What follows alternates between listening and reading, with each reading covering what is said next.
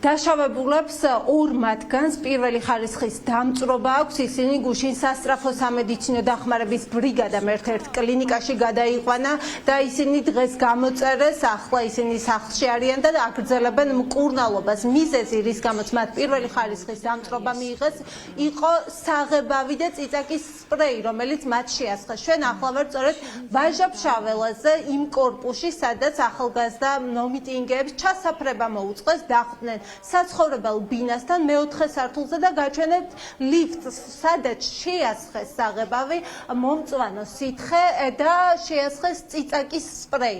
საღებავისგან მთლიანად სადარბაზო არის დასრული. აი ეს არის ის სივრცე, სადაც ლიფტში შეასხა ბოთლით საღებავი, ეგრეთ წოდებული ზელიონკა და გაჩვენებთ ახლა ბოთლს, სადაც ესხა ეს და ეს ბოთლი ადგილზე რჩება. პოლიციელებს თავდამცველებს არ წაუღიათ ბოთლი და არ დაულუქავთ. ჩვენ გვიყვება ნუცა მახარაძე, რომელიც იყო მეგობრებთან, ქეთი ჯანანაშვილსა და სალომე სარიშვილთან ერთად ლიფტში მოდიოდა რუსთაველის გამზირიდან. აქციის შემდეგ ბრუნდებოდნენ სახლში, რა დროსაც მას ახალგაზრდა მამაკაცი, მათ ჩაუსაფრდა ახალგაზრდა მამაკაცი, რატომ იყენებენ ტერმინ ჩასაფრებას. სწორედ დახვდა მეოთხე სართულზე საცხოვრებელ ბინასთან, მაშინ როდესაც ისინი ლიფტით ამოვიდნენ მეოთხე სართულზე, სწორედ ამ ღრიჭოდან შეასხა საღებავი და წიწაკის სპრეი. სამივე მათგანი არის დაშავებული,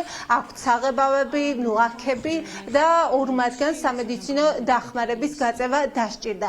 ამბობენ, რომ ეს ადამიანი, რომელსაც ეგრეთ წოდებული კაპიშვენი ეფარა თავზე და ასევე პირბადე ეკეთა, შეიძლება სახით მისი ამოცნობა გაუჭირდეთ, თუმცა ამბობენ, რომ ეს ადამიანი რამდენიმე კვირის განმავლობაში მათ უთვალთვალებდა, რადგან სწორედ მსგავსი აღნაგობის, ასევე პირბადი და კაპიშვენით მამაკაცი ხვდებოდა ხოლმე სადარბაზოში. ერთხელ როდესაც ნუცა მახარაძე გვიყვება, რომ ამოვიდა მეოთხე სართულზე, ეს ადამიანი ფეხით ამოვიდა და აკვირდებოდა სად წავიდოდა, რადგან ლიფტი არის საცხოვრებელ ბინებს შორის. ანუ მაგალითად მეოთხე და მეხუთე სართულზე ვისაც უნდა რომ ამოვიდეს, ამ ლიფტით სარგებლობს და შემდეგ ანადის მეხუთე სართულზე, ან ჩადის მეოთხე სართულზე, ანუ შუაში არის ეს ლიფტი და შესაბამისად პირს, ვისაც უნდოდა რომ მას საღებავი შეესხა, შეურაცხყოფა მიეყენებინა, წინასწარ გეგმავდა ამ ყველაფერს, დახვდა, ჯერ გაარკვია რომელ სართულზე მიდიოდა და ამის შემდეგ დახვდა სწორედ იმ ადგილას, სადაც წესით უნდა გამოსულიყვნენ ახალგაზრდები, რომლებიც ბრუნდებოდნენ რუსთაველის გამზირიდან. პოლიციას გამოკითხა გუშინ სამივე დაზარალებული, თუმცა ამ დრომდე იდენტიფიცირებული ჰყავთ თუ არა პირი, ვინც ახალგაზრდებს ჩაუსაფრდა. სამართალდამცავები ამ ინფორმაციას მედიასთან არასაჯაროვებენ და არ იციან მათ შორის არც დაზარალებულებმა.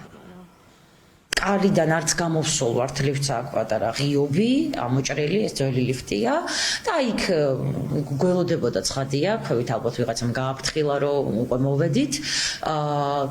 შემოყვა აი ამ ღიობში ხელი, ჩვენ ჩაკეტილ ლიფტში ვიდექით სამი ქალი და წიწაკის სპრეი ბოლომდე დაცალა, დარწმუნებული ვარ, იმიტომ რომ ხედველობა შეუძლებელი იყო და მეზობლებიც კი რომლებიც გამოვიდნენ, ისინიც კი ამ წიწაკის სპრეით მოიწამნენ, ასე ვთქვათ.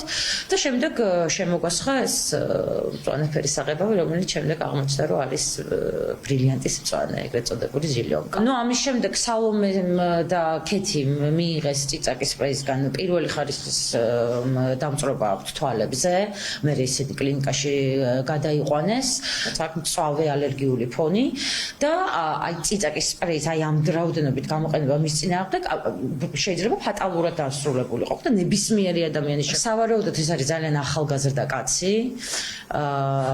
ხმით მივხვდი, იმიტომ რომ ის გვაგინებდა თან, როგორც ნაცებს ისე ხსენიებდა და ეს ამიტომ დავიმსახურეთ. სამიზნეები ხდებიან ადამიანები, ვისაც აი ეს უბადრო კიქცევები არ აშინებს. რამდენიმე კვირა ნუცას და მის მეგობარს ჩვენ მეგობარს ქეთი ჯანანაშვილს, რომელიც ასევე იმყოფებოდა გუშინ აი ამ ლიფტში, წინა კვირას თუ ორ კვირის წინ დაუჭრეს საბურავები, შემდეგ იგივე მანქანა მათ არ იცოდნენ იცოდნენ რომ გარე კამერები აქვს ქეთის სახლში და ჩანს მანქანის ნომერი. შემდეგ იგივე მანქანა დახვდა მათ მანქანას, როდესაც ქეთი აცილებდა თუმცა სახლში რამდენიმე დღის შემდეგ, აი ამ დაჭრის შემდეგ ისინი გამოელაპარაკნენ, მაგრამ ანუ უცებ გაიქცნენ ეს ადამიანები და მეზობელმაც გითხრა რომ აი დაახლოებით 8 საათზე გუშინ საღამოს და ფაქტი მოხდა 11 საათზე შეამჩნია რომ ლიფტთან იჯდა ვიღაც ტიპი და ასე ვთქვათ როგორც ეს ელოდებოდა და წინა დღესაც ამოყვა ნუცას ფეხით, როდესაც ლიფტით ამოდიოდნენ ადამიანი